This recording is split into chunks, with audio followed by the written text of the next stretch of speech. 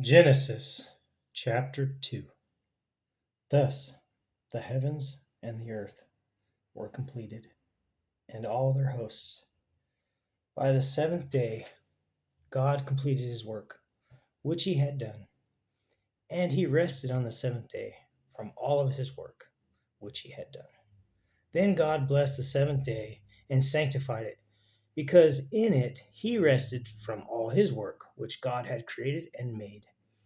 This is the account of the heavens and the earth when they were created, in the day that the Lord God made earth and heaven. Now no shrub of the field was yet in the earth, and no plant of the field had yet sprouted, for the Lord God had not sent rain upon the earth, and there was no man to cultivate the ground, but a mist used to rise from the earth and water the whole surface of the ground. Then the Lord God formed man of the dust and from the ground, and breathed into his nostrils the breath of life, and man became a living being. The Lord God planted a garden towards the east in Eden, and there he placed the man whom he had formed. Out of the ground the Lord God caused the grow to every tree that is pleasing in the sight and good for food.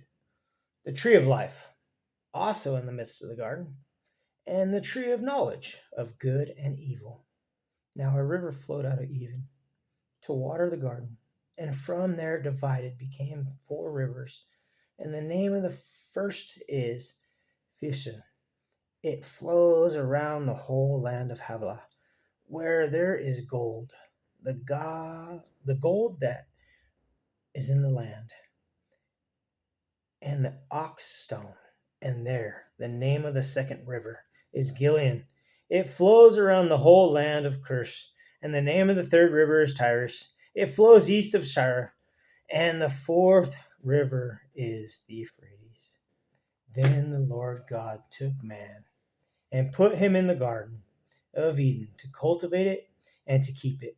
The Lord God commanded the man, saying, "From any tree of the ground you may eat freely, but from the tree of the knowledge of good and evil you shall not eat. For in the day that you eat from it, you will surely die." Then the Lord God said, "It is not good for man to be alone. I will make him a helper suitable for him."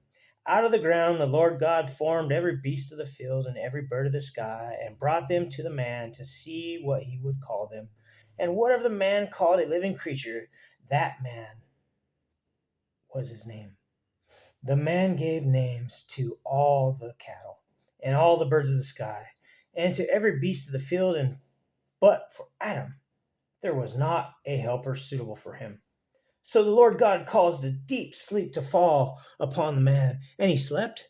Then he took one of his ribs and closed up the flesh at the place.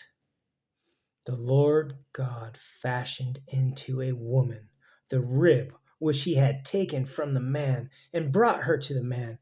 The man said, "This is now bone of my bone and flesh of my flesh. She shall be called woman, because she was taken out of man.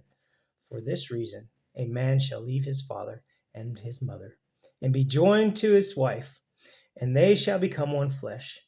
And the man and his wife were both naked and were not ashamed." Genesis chapter 2.